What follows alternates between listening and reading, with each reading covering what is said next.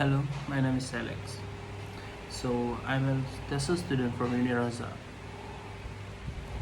This is actually my first blog. I never blogged before, so it may be just a short blog.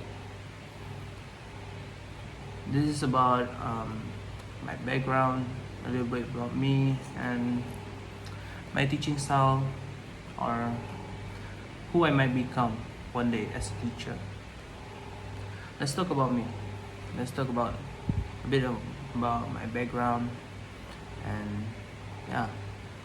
So I found that teaching English is a lot more fun thanks to my teacher from high school. His name is Mr. Walter Umpang. I wonder if he sees this video. I hope he does. He makes the teaching English is very beautiful, and it's a lot more fun that way. It has this unique style of teaching,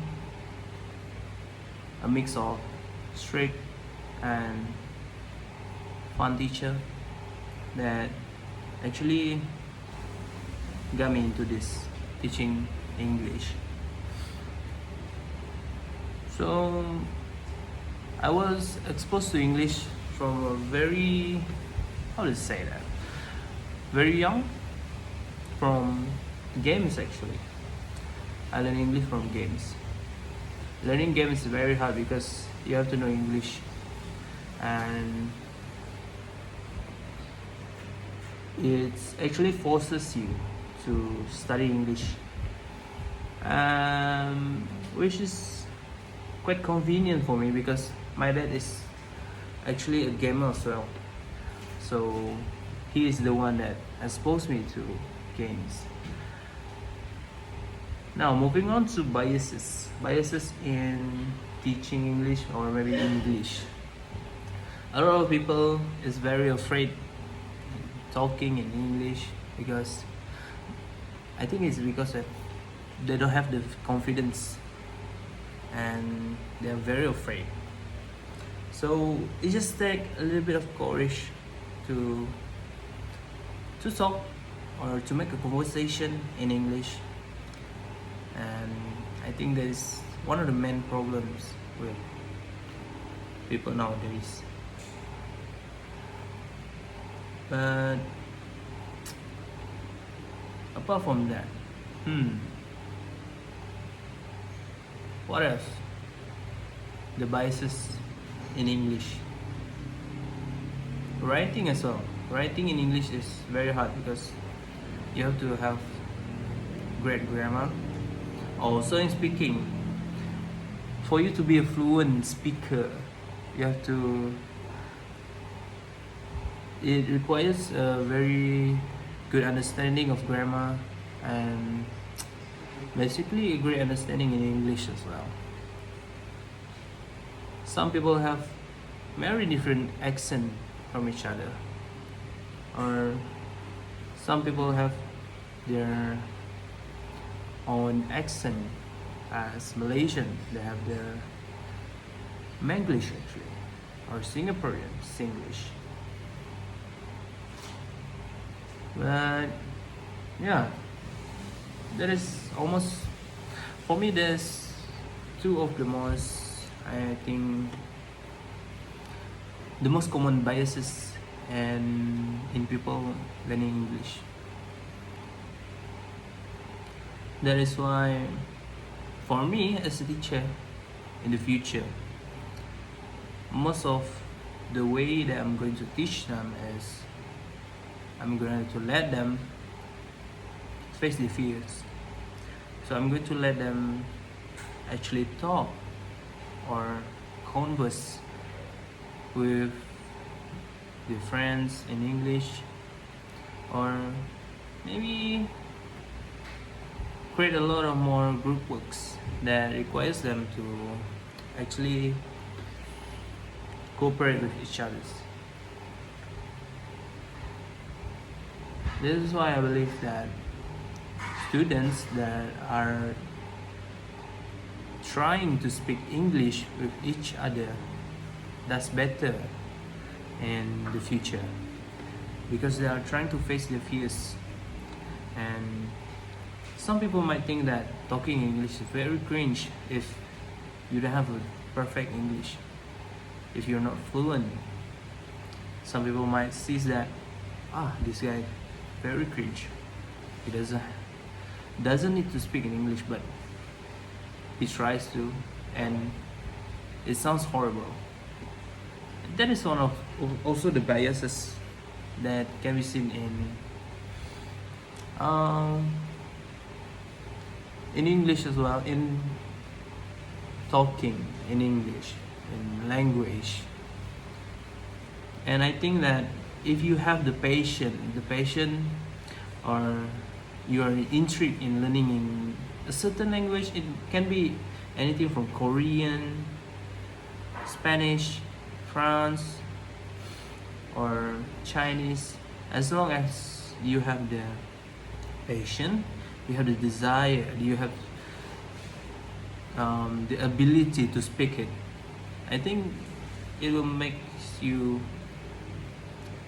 better, and it will eventually improve you in talking in that language. And it is almost the same as English as well. So if you're listening to some of the sound, some of my roommates just woke up, they're trying to cook. Alright, now moving on to the theory and practices. My teaching style is actually focuses on more to Vygotsky zone of proximal development, mainly on scaffolding. Scaffolding refers to the assistance of guidance provided by more knowledgeable adults or teachers. So we as the teachers are providing guidance to the students. It's not like they cannot do it themselves, but we trying to help them doesn't really bother it, but it's actually really suits the scaffoldings, because it's helped children accomplish tasks that they cannot yet do independently, but they can do it with help.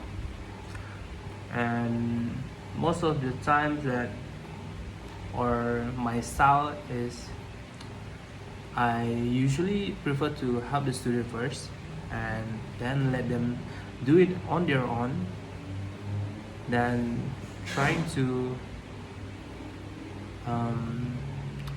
correct the mistake. If they have a very big mistake, they're trying to learn it anyway, so mistake is very acceptable. What else from Vygotsky? There are lots of the theory from Vygotsky. So they have something called private speech. This is actually for the children to talk alone or talk to themselves before actually speaking out their mind in front of others. I think that by the kind of style that I'm going for, I think all of the children or the students will be trying to rethink first before they're trying to speak out their mind. So before they're speaking, so they will think alone, what should I say? Is this supposed to be the right thing to say? That is the kind of question that they will going to have in themselves and over time private speech become internalized, transforming into inner speech, which is inner thoughts, and it will gradually support cognitive development for students. So it will become a very, how do you say it? It will become a very regular regular behavior or a way of thinking for the students. And I believe that is most of the Vygotsky theories related. And now, I'm sorry if I'm talking and seeing, because I have the question in front of me. So basically, I'm trying to see the question and answer it myself. And now I'm going to summarize the overall learning from this blog reflection. So, summarizing this, I think that from the subject, language, and teaching methodology, it actually teaches me on how to handle students that have many different issues. There can be from the problem shyness, or it can be from their fear of talking in front of the class, or it can be a lot of other things, maybe lack of motivation. And by learning from this actually modules from language and teaching, I come up with a lot of ideas, new ideas that can help students counter back, or help students with handling this kind of issues with themselves. And also by learning from language, I still have my belief that most of students don't really like English because they are very, very afraid of English because it is a foreign language. So in Malaysia, there are a lot of people choosing Bahasa Melayu or more of the national language of Malaysia. So that is why they are choosing Bahasa Melayu as the major. And most of the people don't really like TESOL or English because I think that is one of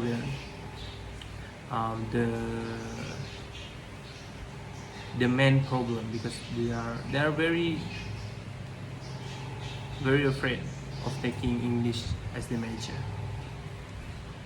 And for the future, I think that I will try to help as many people, as many students, and try to get English as a fun subject. I will teach them what can you do with English. There's a lot of things that you can do with English, talking with others, talking with foreigners, and I will make it a lot more fun, and that is my goal as a teacher in the future. And I believe that now